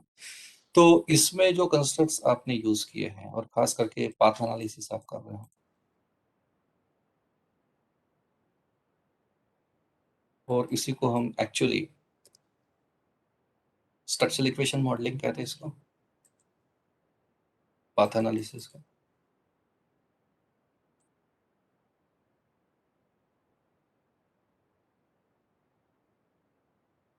जिसको शॉर्ट फॉर्म है सेम। और ये बहुत ही कॉमन सी चीज़ है आज सर्वे बेसिस स्ट्रक्चर इक्वेशन मॉडलिंग। और इसके लिए हम दो सॉफ्टवेयर यूज़ करते हैं, जो मैं बता रहा हूँ आपको, कंस्ट्रक्ट वैलिडिटी। ये दो सॉफ्टवेयर जनरली यूज़ होते हैं। एक है आपका एमोस और दूसरा है स्मार्ट पीएलएस। इंसिडेंटली मैं ये सब पे काम भी करता हूँ। हाँ, एमोस एसपीएसएस का सॉफ्टवेयर है, सिस्टर कंसर्न है। और स्मार्ट पीएलएस ये बहुत ही प्रोफेशनल सॉफ्टवेयर है, मुझे एमोस से भी बेटर लगता है। मेरा ये पर्सनल व्यू है स्मार्ट पीएलएस, और मैं प्रेफर भी करता हूँ स्मार्ट पीएलएस पे ही काम करना। और ये स्मार्ट पीएलएस यूज़ करके ही हम लोग कंस्ट्रक्ट वैलिडिटी करते हैं। और ये कंपलसरी रिपोर्टिंग है, और इसके जो दो टाइप्स है मैं वो क्विकली बता देता हूँ आपको।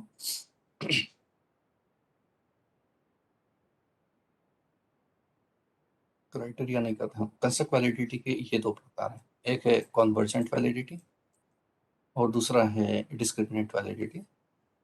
ये मैं समझा देता हूँ आपको, कंस्ट्रक्ट वैलिडिटी करना यानी क्या। और ये बिहेवियरल स्टडीज में होता है, हाँ, खास करके ये सब जो मैं कॉन्टेक्स्ट जो है लिकर्ट स्केल का ही है। आपने लिकर्ट स्केल्स बनाई है अलग अलग कंस्ट्रक्ट्स के लिए, C1 C2 C3 वगैरह। पहले मैं कॉन्वर्जेंट समझा देता हूँ, फिर डिस्क्रिमिनेंट समझाता हूँ क्विकली। मैं सिर्फ कंसेप्ट बता रहा हूँ, ये तो बहुत बड़ी चीज़ है, ये 5-5 6 6 दिन के वर्कशॉप्स होते हैं इसको। मैं सिर्फ कंसेप्ट समझा देता हूँ, मालूम तो होना चाहिए एटलीस्ट। ये मालूम होगा आपको, मैं मेरी भाषा में समझा रहा हूँ। मैं बात कर रहा हूँ पहले कन्वर्जेंट की और फिर डिस्क्रिमिनेंट।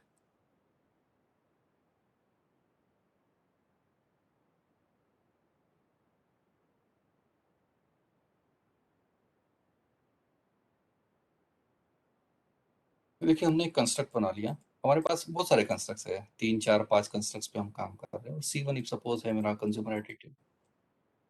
और जो थोड़ी देर पहले मैंने आपको दिखाया था एक ऐसा टेबल,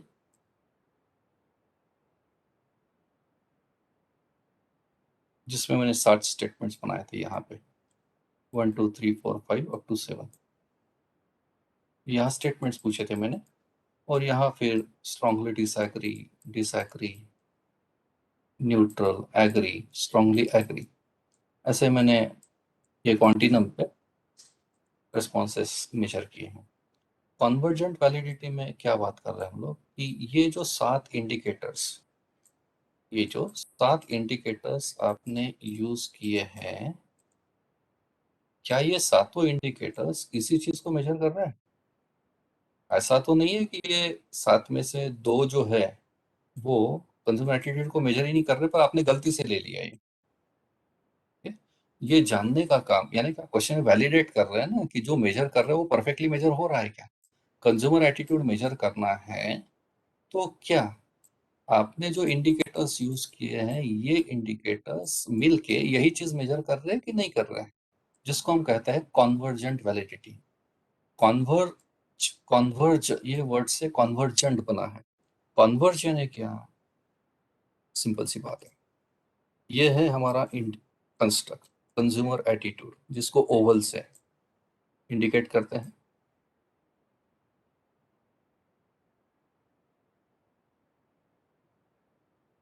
ये हो गए मेरे 7 इंडिकेटर्स, जिसको मैं कह रहा हूँ V1, V2, V3, V4, V5, V6 और V7। इनको रेक्टेंगल से ही डिनोट करते हैं, और कंस्ट्रक्ट को ओवल शेप से।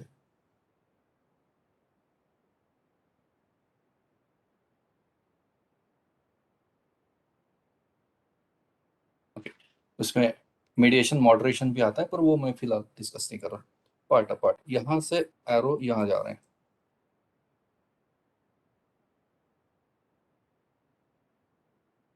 ठीक है, अभी हम लोग जो कर रहे हैं कॉन्वर्जेंट वैलिडिटी,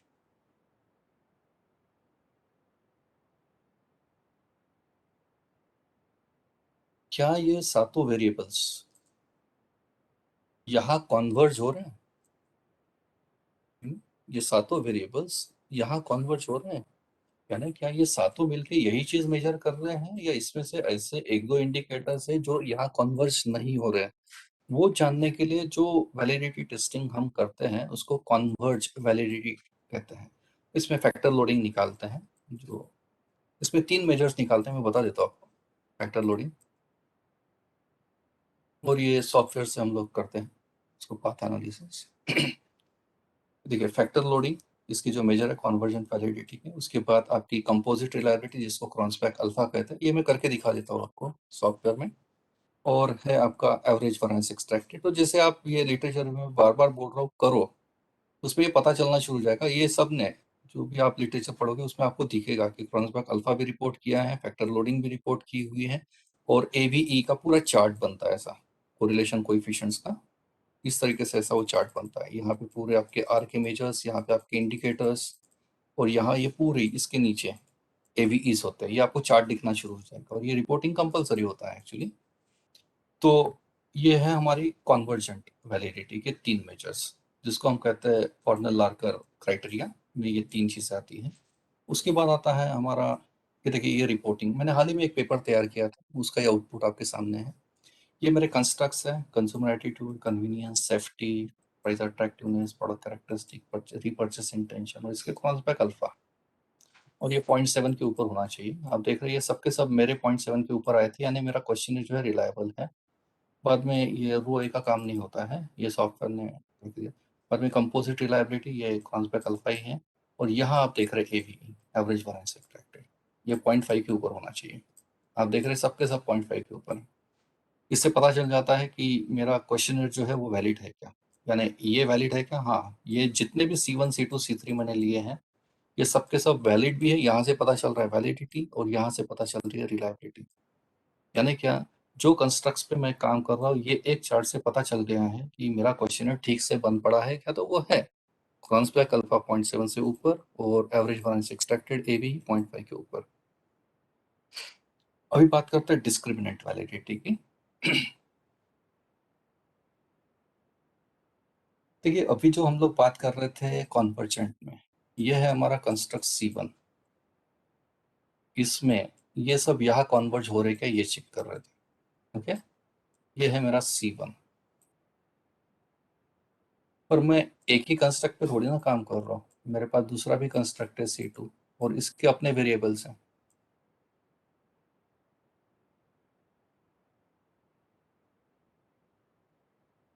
और ये जो V1 V2 V3 है, ये यहाँ कॉन्वर्ज हो रहे क्या, ये चेक करने के लिए मैं जो करूँगा वो हो गई कॉन्वर्जेंट वैलिडिटी। यानी इसकी कॉन्वर्जेंट वैलिडिटी अलग से होगी, इसकी कॉन्वर्जेंट वैलिडिटी अलग से होगी। पर अगर मैं ये चेक कर रहा हूँ कि क्या ये दोनों आपस में कोरिलेटेड है, ये दोनों अलग होनी चाहिए ना। कंज्यूमर एटीट्यूड अगर मैं मेजर कर रहा हूँ ये, और ये कस्टमर लॉयल्टी, ये दोनों डिस्टिंक्ट होने चाहिए। यानी में कि आपका रेस्पोंडेंट जो सवालों के जवाब दे रहा है, उन्होंने क्या इसको ठीक से समझा है, और क्या इसको समझा है, और ये दोनों में का फर्क इनको समझ में आ गया है। यानी क्या हम हमारे रेस्पोंडेंट का माइंड रीड करने की कोशिश कर रहे हैं कि are they able to really distinguish between this two distinct constructs. ये और ये कोरिलेटेड नहीं होने चाहिए, और ये कोरिलेटेड है या नहीं है वो जानने के लिए हम लोग जो करते हैं वो है डिस्क्रिमिनेंट वैलिडिटी। डिस्क्रिमिनेंट यानी क्या, क्या हमारे रेस्पोंडेंट इसको, ये C1 और C2 में डिफरेंस, इनको डिस्क्रिमिनेट कर पा रहे हैं क्या। वो चेक करने की जो प्रोसेस है उसको डिस्क्रिमिनेंट वैलिडिटी कहते हैं। और इसमें फिर से दो क्राइटेरिया है, कॉर्नल लार्कर क्राइटेरिया है, और दूसरा है HTMT, होमोट्रेट मोनोट्रेट क्राइटेरिया। ये है मैंने किया था, इसके मेजर्स मैंने शायद वो आउटपुट का चार्ट मैंने निकाल दिया, हाल ही में मैंने किया था एक पेपर में, पार्ट अपार्ट। पर रिलायबिलिटी वैलिडिटी टेस्टिंग में हमको ये करना होता है, रिपोर्टिंग करना होता है। तो वैलिडिटी का पार्ट जो है वो यहाँ पे कंप्लीट होता है। अभी हम लोग जा रहे हैं रिलायबिलिटी टेस्टिंग में।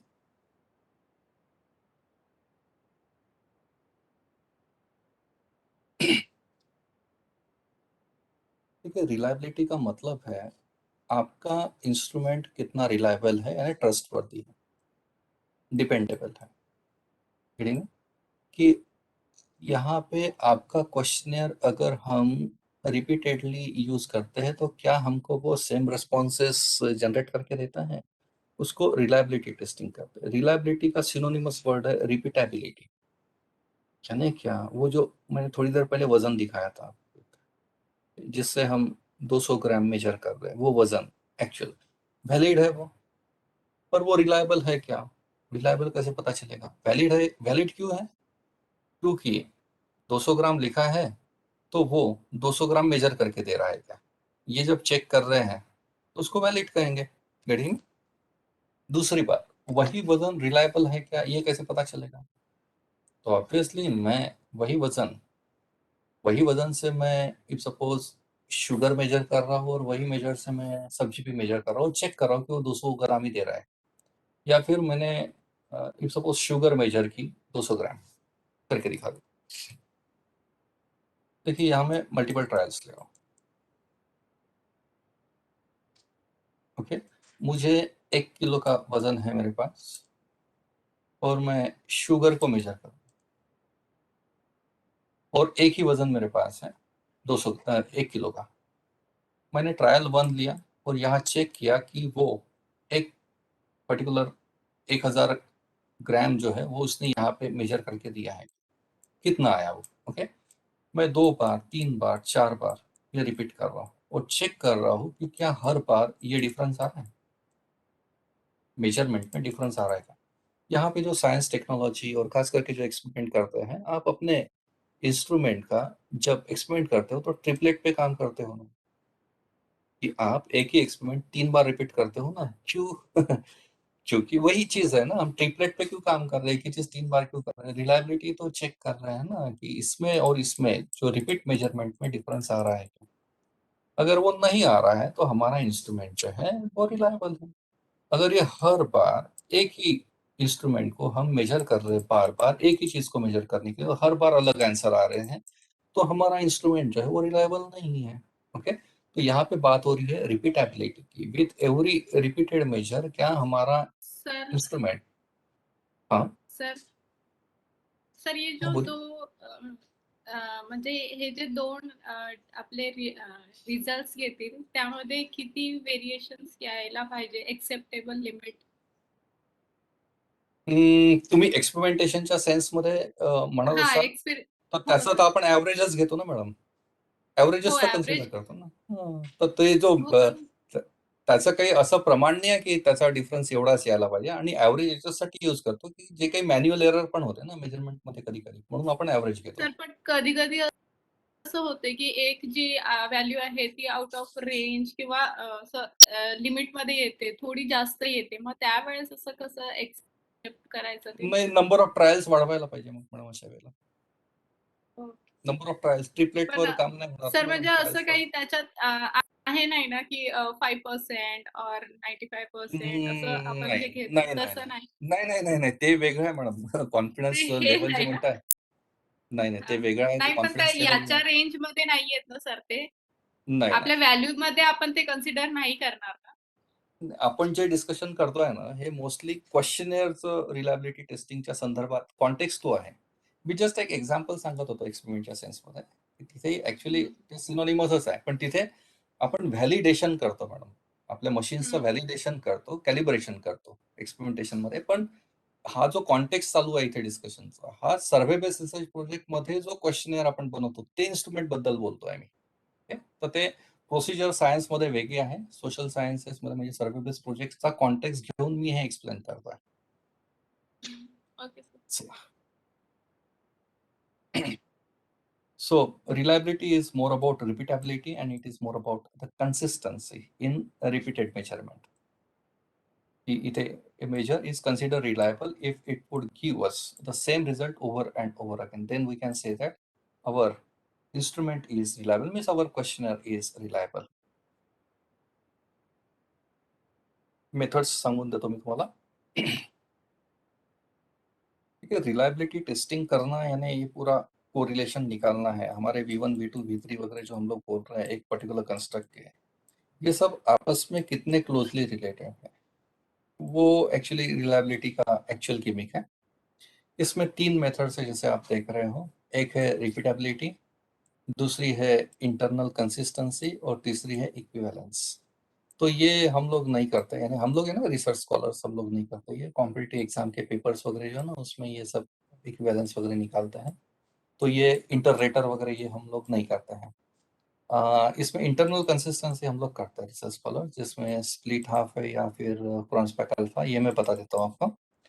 और रिपीटेबिलिटी ये कर सकते हैं, और खास करके स्टैंडर्डाइज स्केल जब बनाते हैं तो ये मेथड यूज करते हैं। वो एक तो ये करते हैं टेस्ट रिटेस्ट या फिर स्प्लिट हाफ। आप थोड़ा सा बुकलेट पढ़ेंगे अगर स्टैंडर्ड स्केल के, तो मैं जो बोल रहा हूँ ये सब टर्मिनोलॉजी आपको वहाँ पे यूज की हुई दिखेगी।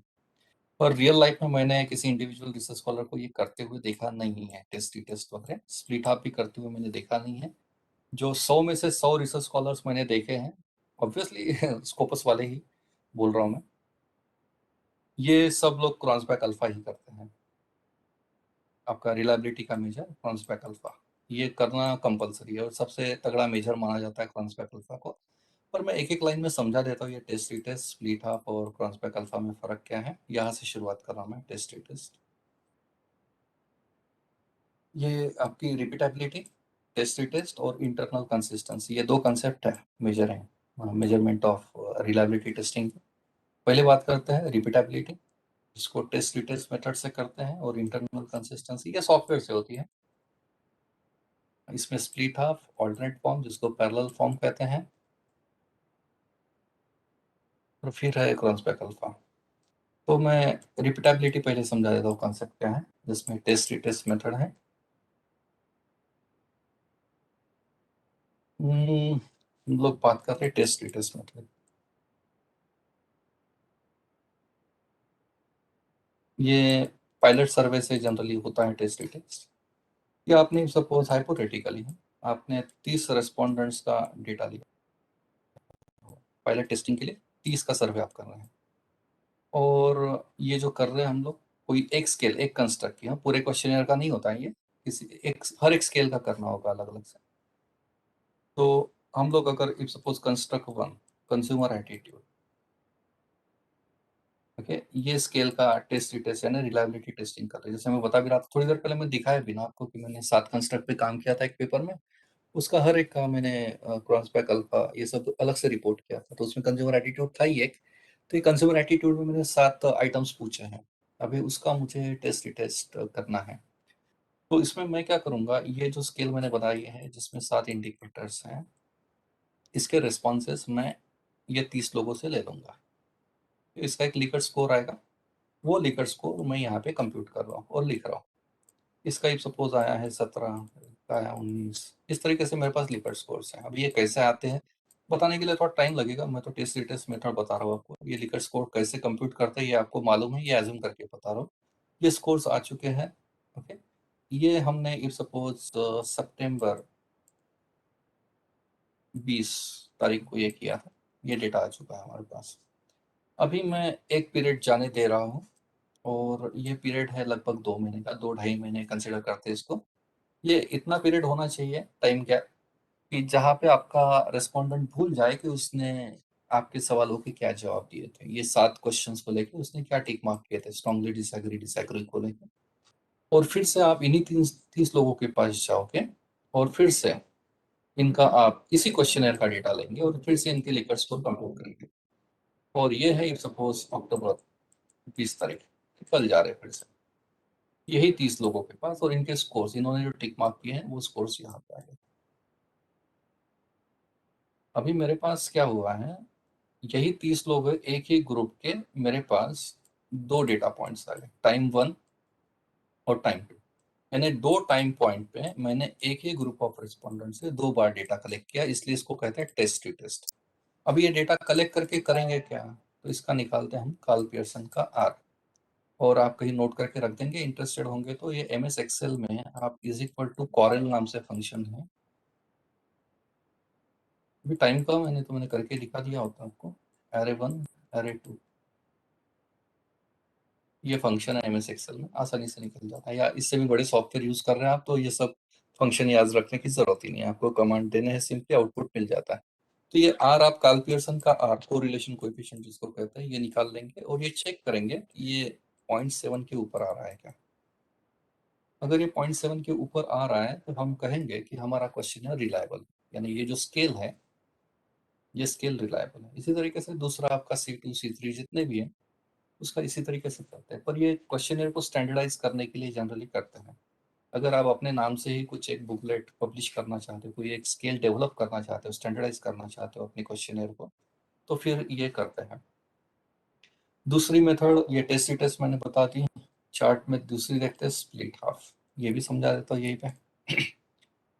जैसे कंज्यूमर एटीट्यूड को लेके ही स्केल है और इसमें मैंने 8 आइटम्स लिए हैं, 7 की जगह 8 ले रहा हूँ क्योंकि स्प्लिट हाफ यानी 2 टुकड़े करने हैं ना इसके। तो मैं क्या कर रहा हूँ, रेस्पोंडेंट जो है उनके मैं जो लिकर्ड स्कोर जो है, जैसे 8 आइटम्स है मेरे, तो 4 एक तरफ और 4 दूसरी तरफ। पहले 4 आइटम्स एक तरफ और दूसरे 4 एक तरफ। अभी रेस्पोंडेंट नंबर 1 जो है उसका जो पहले 4 आइटम का स्कोर है वो यहाँ आ जाएगा और दूसरे 4 आइटम का स्कोर यहाँ पे आ जाएगा। वैसे ही respondent 2, respondent 3 up to respondent 30, और ये जो स्कोर्स है लिकर्ड स्कोर्स, इसका हम फिर से निकालते हैं कार्ल पियर्सन का आर, और इसको हम कहेंगे आपका रिलायबिलिटी का मेजर। ये 0.7 के ऊपर होना चाहिए, सॉरी 0.7 के ऊपर होना चाहिए। अगर ये 0.7 के ऊपर है तो हम कहेंगे स्प्लिट हाफ मेथड से आपने रिलायबिलिटी टेस्टिंग कर ली है। अभी इसमें कैसे है, हमने 8 में से 1 2 3 4 और 5 6 7 8 ऐसे 2 हाफ कर लिए, और इसके रेटिंग के स्कोर को कंपोजिट टोटल लेके यहाँ पे ले लिया। ये स्प्लिट हाफ की मेथड नंबर 1 होगी S1, यानी ये जो आ रहा है ये स्प्लिट हाफ 1 है। इसी तरीके से मैं क्या कर रहा हूँ, अभी इस तरफ 2 टुकड़े हैं, स्प्लिट हाफ यानी क्या 8 आइटम्स के 2 टुकड़े इक्वल। अभी मैं क्या कर रहा हूँ, आइटम नंबर 2 4 6 8 इस तरफ ले रहा हूँ और 1 3 5 7 इस तरफ ले रहा हूँ, और इनके रेटिंग इस पर्टिकुलर स्टेटमेंट को लेके यहाँ आ रहे हैं। इसका कंपोजिट स्कोर यहाँ और इसका कंपोजिट स्कोर यहाँ, यानी क्या रेस्पोंडेंट नंबर 1 का स्कोर यहाँ, रेस्पोंडेंट 2 का यहाँ, सॉरी रेस्पोंडेंट नंबर 1 का स्प्लिट हाफ 1 यहाँ, स्प्लिट हाफ 2 यहाँ। इसी तरीके से पूरे 30 रेस्पोंडेंट के स्कोर्स आ जाएंगे। यहाँ पे फिर से कार्ल पियर्सन का आर, ये होना चाहिए 0.7 के ऊपर। इसी तरीके से ये स्प्लिट हाफ करने के अलग अलग तरीके हो सकते हैं, ऐसे तो बहुत सारे परमुटेशन कॉम्बिनेशन यूज करके हम लोग कर सकते हैं। तो मेरे पास क्या होगा इस सेंस में, S1 S2 S3 S4 ऐसे बहुत सारे स्प्लिट हाफ आ सकते हैं। और जो हम क्रॉन्सबैक अल्फा बोल रहे हैं, ये अल्फा इसलिए ज्यादा पॉपुलर है क्योंकि ये अल्फा जो है ये S1 S2 S3 S4 से जो आपने आर निकाले हैं यहाँ पे, इसका एवरेज निकालता है और ये आपको देता है, और ये होना चाहिए 0.7 के ऊपर। तो हम कहेंगे हमारा क्वेश्चनर जो है वो रिलायबल है। ठीक है, तो ये कंसेप्ट है आपके इसका रिलायबिलिटी का, जिसमें हम लोग बात कर रहे थे।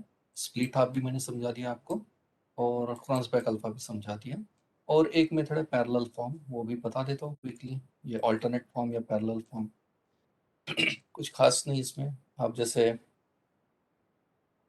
अ, आपने फिर से लिकर्ट स्कोर के लिए ही करते हैं, कंज्यूमर एटीट्यूड ही है आपका स्केल, और आपने एक स्केल यहाँ पे बना ली, आपने 7 आइटम्स बना लिए यहाँ पे,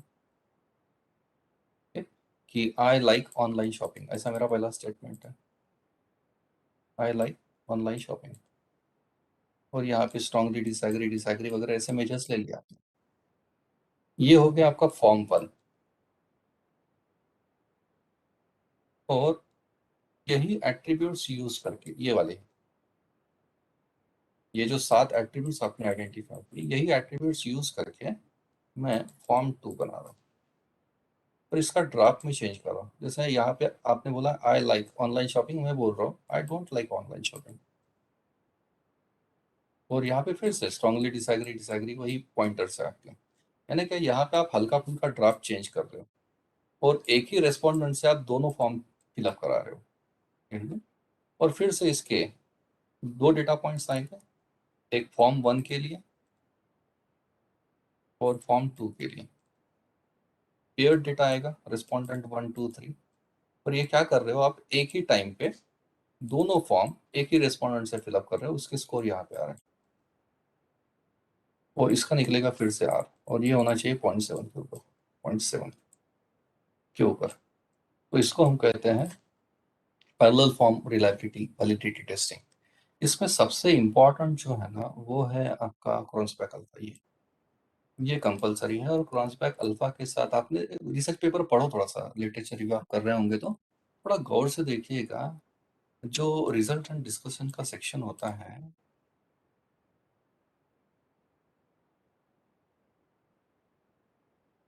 उसमें आपको एक चार्ट दिखेगा कुछ इस तरीके से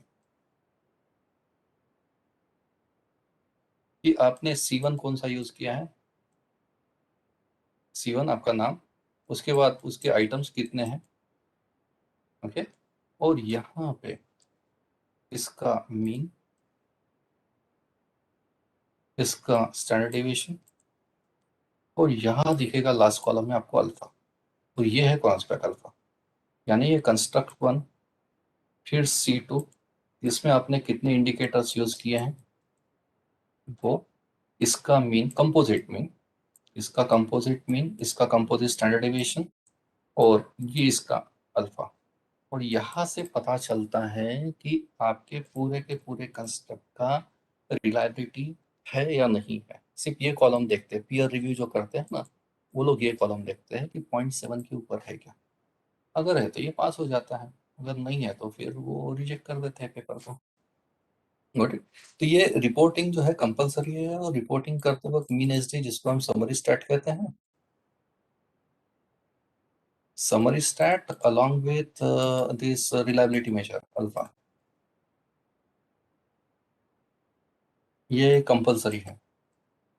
जब आप सेम नहीं कर रहे हो, अगर आप सेम कर रहे हो यानी पाथ एनालिसिस अगर आप कर रहे हो तो फिर कंपोजिट चार्ट बनता है, जो फैक्टर लोडिंग, फॉर्मल लार्कर क्राइटेरिया, एचटीएमटी जो मैं बता रहा था अभी, ये पूरे के पूरे एवी आपका, ये सब जो है वो कंपलसरी हो जाता है पाथ एनालिसिस में। पर वो डिपेंड करता है आप कंसेप्चुअल फ्रेमवर्क पे काम कर रहे हो क्या, रिसर्च मॉडल आपने बनाया क्या, थ्योरी पे आप काम कर रहे हो क्या, आपने फ्यूजन किया है क्या थ्योरी का, ये सब डिपेंड करता है कि आप कर क्या रहे हो उसके ऊपर। पर ये रिपोर्टिंग तो कंपलसरी है, ये वाला जो मैं बता रहा हूँ mean H D alpha.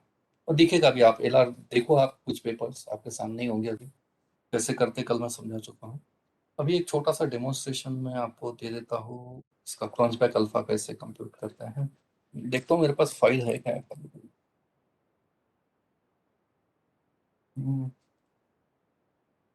Demonstration के लिए शायद मैंने निकाल कर रखी होगी, हाँ एक दिख रही है। ये स्पेसेस में मैं करके दिखा देता हूँ, ये एक्सेल में भी बनता है पर थोड़ा सा पेचीदा प्रोसेस है।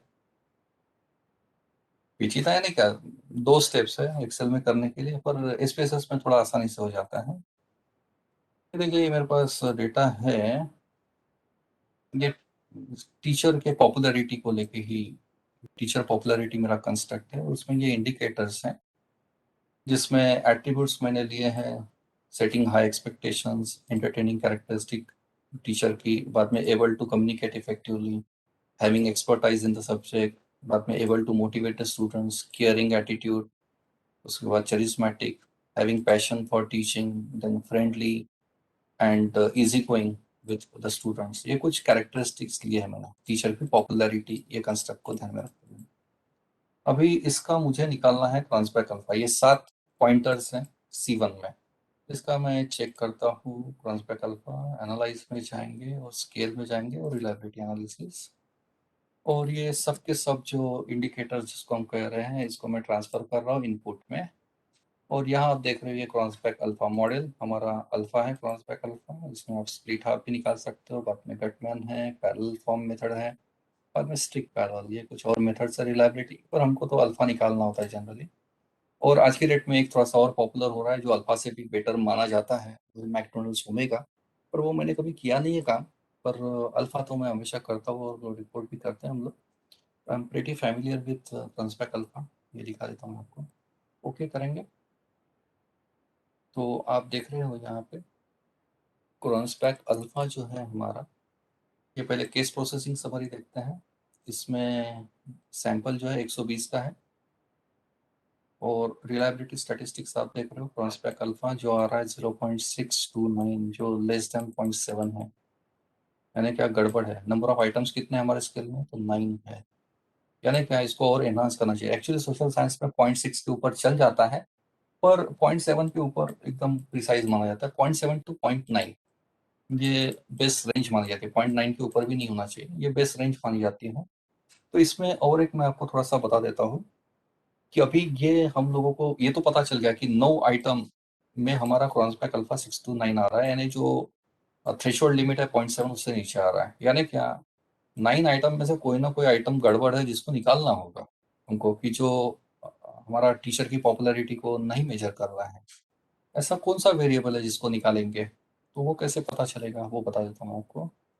एनालाइज में जाएंगे, फिर से स्केल में, रिलायबिलिटी, इनपुट एरिया या स्टैटिस्टिक्स में जाएंगे।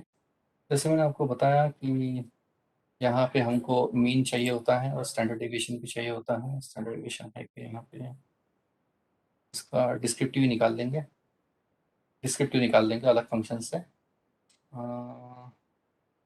ये वाला सिलेक्ट कर लेंगे, scale if item deleted, that's it. Mean variances ले लेते हैं, चेक करते हैं।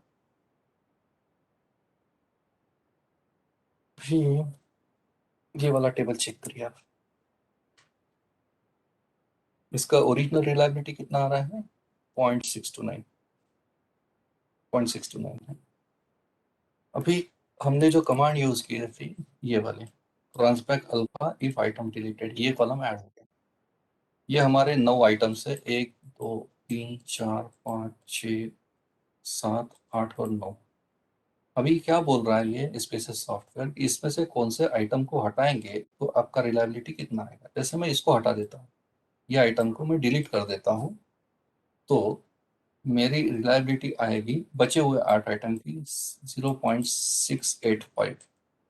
ओरिजिनली कितना था ये, 6.635 था, ये बढ़ रहा है ना, नहीं सॉरी इधर 629 था, ये 629 से बढ़ रहा है ये, तो बेटर बात है, इसको हटाना होगा हमको।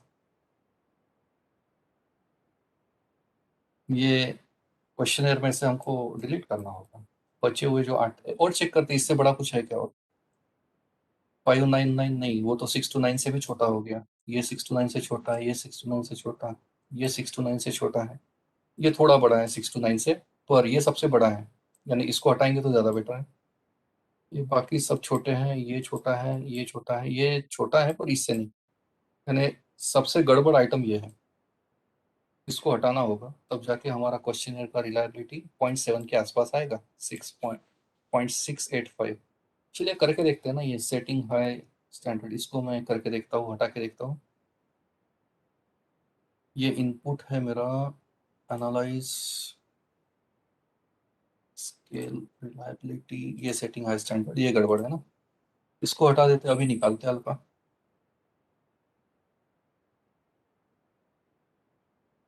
चेक करते हैं। ये आया अभी 0.685, करेक्ट। बचे हुए आइटम कितने हैं अभी, ये है 8 आइटम। इसको कहते हैं क्वेश्चनर को ये रिलायबिलिटी टेस्टिंग करना, और ये मेथड सबसे ज़्यादा popular.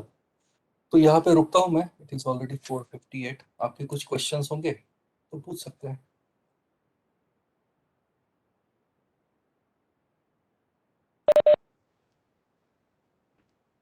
Thank you sir. Sir वो जब हाँ, किसी को कुछ पूछना है?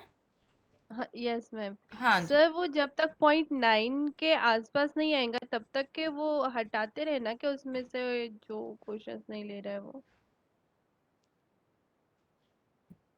Sir hello. हेलो। हाँ सर, मैडम आपकी आवाज आ रही है? आशीष सर? हाँ मैडम। हाँ, मैडमचा क्वेश्चन होता. हो हम्म. ऐकला मी. हम्म.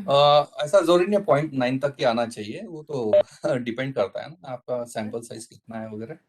और अभी मैक्सिमम तो 0.685 आ रहा था, तो जो मैक्सिमम है वो कौन सा एक आइटम हटाने के बाद आ रहा है, तो उतना ही करना होगा हमको, बस वहां पे रुक जाना चाहिए। ठीक है सर, थैंक यू सर।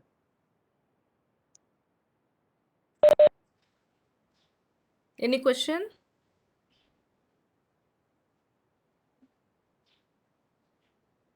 कुछ क्वेश्चंस है? यस और नो? सर, बस हर सर्वे मेथड में एक मिनट सर। हेलो। हाँ सर, मैं सुन रहा हूँ। हाँ, सर्वे मेथड में हमें सर्वे करना है तो उसके लिए उस रिसर्च में पायलट स्टडी करना हर इसमें जरूरी है क्या? सर्वे कर रहे क्वेश्चनियर बनाया है तो करना ही चाहिए ना सर, सवाल ही नहीं। अच्छा, ओके, ठीक है। और वो क्यों करते हैं वो भी मैंने बता दिया आपको। हाँ।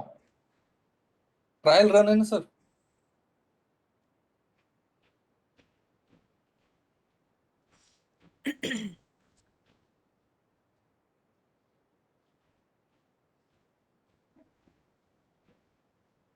Any question?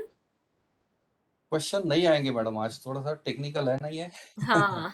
तो मुझे लगता है बहुत सारे लोगों ने ये पहली बार ही सुना होगा। Yes sir. हाँ सर, हम लोगों ने पहली बार सुना है।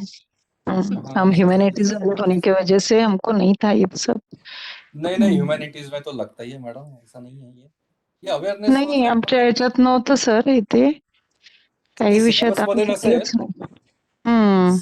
सिलेबस मध्ये नसेल, सिलेबस मध्ये तर माझ्याही नव्हतं मॅडम, पण हे रिसर्च मध्ये तर आहे, रियालिटी मध्ये आहे syllabus ओके ओके. आणि आमचा रिसर्च आता सुरू झालाय, बघूया. हा, ठीक आहे सर, थँक्यू. नाही, हे माहिती असणं आवश्यक आहे. असं काही असतं हो सर, आपल्याला हो. वाटतं की खूप सोपी आहे बा सर्वे बेस्ड प्रोजेक्ट, असं नसतं. हे बऱ्याच टेक्निकॅलिटीज आहेत आणि वेळेअभावी कसं मी थोडक्यात सांगतोय, याच्यामध्ये डिटेल्स आहेत खूप सारे. Okay, thank you so much sir. Sir उद्या सकाळचे सेशन्स आहेत. हो मॅडम. हां, 10:30 ते 1:30. उद्या सॅम्पलिंग वाला घ्यायचं ना सर? हो madam. Okay okay. Thank you so much sir for today's sessions. Okay ma'am, my pleasure. Thank you. Bye sir. चलिए मिलते हैं कल. All the best. Okay, thank you sir. Thank you sir. Bye sir. Thank you sir. Okay, bye bye. Friends, कल morning में तो sir के sessions है और आफ्टरनून में अपने सेमिनार्स रहेंगे. एक बार मुझे कंफर्म करने दीजिए किसके किसके सेमिनार्स है कल. मीटिंग में ही रहिए.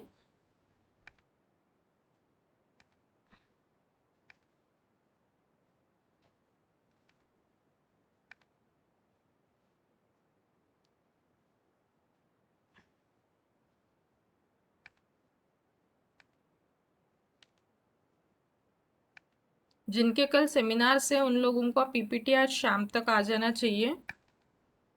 Try to submit your seminar by tonight. जिनके कल सेमिनार्स है. एक minute.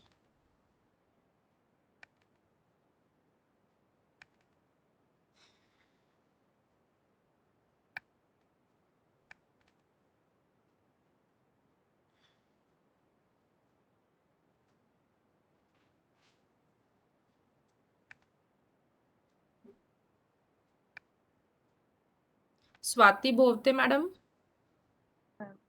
Yes ma'am. Swati madam आहेत का? हो मॅडम. हां, तुमचं आहे उद्या geography. Ma'am. Pushpa Devtale madam आहेत, त्या आत्ताच बोलल्यात त्या. ओमप्रकाश हो, हो. मंत्री सर. हाँ यस मैम। हां, तुमचं आहे मंगेश जुनगरे सर. हो मॅडम, हो. हां, तुम्हा चौघांचं राहील 2 ते 3. मग नेक्स्ट आहे आपलं 3 ते 4 मध्ये आपण जे प्रीपॉन केले होते, इंग्लिशचे 2 आणि 1 Hindi. Meenakshi Pawnikar madam. Yes ma'am. Yes. Preeti Meshram. Madam मी फोन करतो, बा तू सोडून नको जाऊ, इथं प्रीती पडणार काय जास्त लोक आहेत. प्रीति मेश्राम है क्या? Absent. Nitin Selokar sir. Yes ma'am. हाँ, आपका रहेगा 3 to 4 जी। इंग्लिश और हिंदी. Okay ma'am. फिर फूड साइंस जी। And nutrition and home economics Umesh Salma madam, Hussain ma'am, Harshanand Ramteke. Yes madam, mechanical है मैडम मेरा, हाँ, मैकेनिकल में है मेरा। हर्षानंद रामटेके. हाँ मैडम। फिर आपने फूड एंड न्यूट्रिशन क्यों लिखा है आपके लिस्ट के सामने? मैडम मैंने करेक्शन के लिए भी भेजा था उसमें। मैकेनिकल इंजीनियरिंग में आता है आपका? जी मैम। ओके, मतलब कल नहीं है आपका सेमिनार? हेलो। जी जी जी। हाँ, सोनाली पारदी। Yes ma'am. हाँ, होम इकोनॉमिक्स है ना आपका? Yes ma'am. जी, तो फिर आप दोनों के ही रहेंगे 4 to 5, हुसैन मैम ओके और आपका सोनाली पारदी।